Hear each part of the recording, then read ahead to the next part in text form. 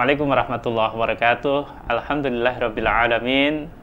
Asyhadu an la ilaha illallah wa asyhadu anna Muhammadar Rasulullah. Raditu billahi rabbah bil islami dina wa bi Muhammadin nabiyya wa rasulah rabbi zidni ilma.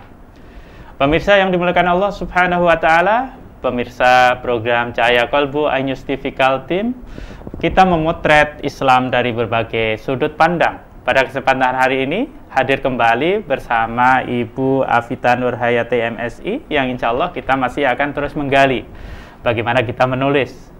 Selamat pagi Ibu. Selamat pagi Ustadz. Alhamdulillah bertemu kembali kita hari ini. Pada kesempatan hari ini kita kembali meneruskan perbincangan pada episode sebelumnya. Bagaimana tentang kepenulisan. Al-Quran menjelaskan kepada kita pula nun wal qalami wa mayasturun, demi pena dan apa yang dituliskannya. Tentu hari ini akan berbincang tentang self-healing, bagaimana menulis juga menjadi sebuah penyembuhan diri. Ada yang menyatakan bahwa menulislah, biarkan tulisan itu tidak menyakitimu, tetapi menulis itu adalah menyimpan memorimu. Silakan untuk pengantar Ibu. Terima kasih. Assalamualaikum warahmatullahi wabarakatuh. Waalaikumsalam warahmatullahi. Pemirsa Cahaya Kolbu iNews TV Kaltim, alhamdulillah kita dipertemukan kembali.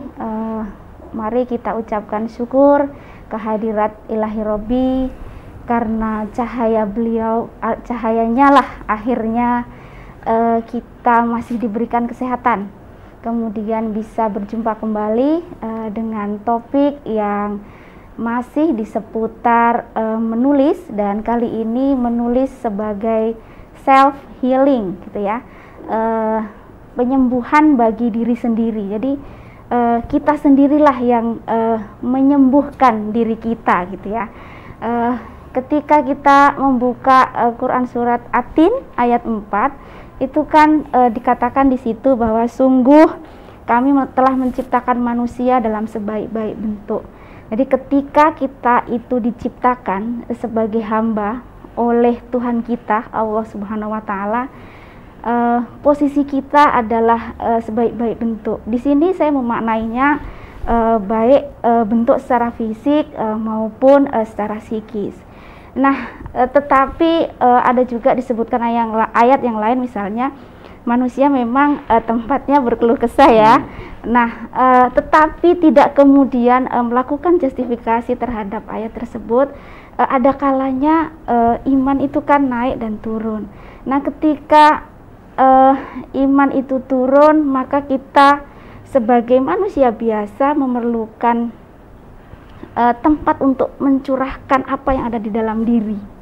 Nah, katanya support system yang paling baik itu ya diri sendiri. Jadi maka kemudian apa yang bisa kita lakukan ketika kita bicara bahwa kita nih orang Islam gitu ya, Muslim, maka kemudian kalau kita beriman kepadanya, maka cahaya itu akan muncul. Nah, ketika cahaya itu agak meredup, maka kita sendiri yang harus kemudian membuatnya menjadi terang kembali gitu ya. Mindset di dalam diri kita harus kita buat agar kemudian Allah ada di dekat kita kok. Nah, bagaimana kemudian kita menghealing diri kita gitu? Salah satunya adalah dengan menulis.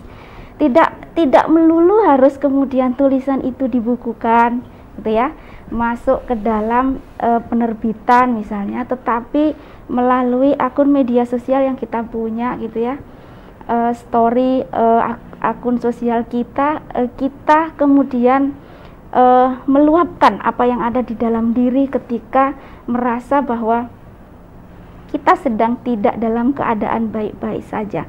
Memang keluh kesah terbaik, bercerita terbaik itu kepadanya gitu ya, kepada Tuhan di sepertiga malam itu waktu yang tepat. Tetapi tidak salah untuk kemudian mencoba berbagi dengan orang lain gitu ya, tetapi dalam konteks bukan kemudian minta dikasihani, bukan, tetapi untuk membuat keseimbangan gitu ya. Kita merasa bahwa untuk menjadi seimbang kita perlu mengeluarkan gitu ya, tanda kutip. Jadi bukan dalam kata-kata yang kemudian ada seorang penulis mengatakan karena saya marah maka saya menulis gitu kan. nggak ada masalah dengan itu. Mungkin marahnya dengan fenomena sekitar gitu ya. Kalau kita bicaranya penulis tersebut dalam konteks misalnya budaya patriarki. Tetapi dalam keseharian kita ada mungkin kadang harusnya kita berharap pada Tuhan, tetapi kadang kita lupa gitu ya, masih berharap kepada atasan kita gitu ya, kepada orang lain. Nah, ada rasa yang kemudian membuat kita merasa cemas gitu misalnya, atau jengkel. Nah, hal itu selain melakukan proses istighfar gitu ya, menulislah gitu ya, untuk membuat apa yang ada di dalam dada ini keluar gitu. Jadi ketika itu terjadi, lega, selesai.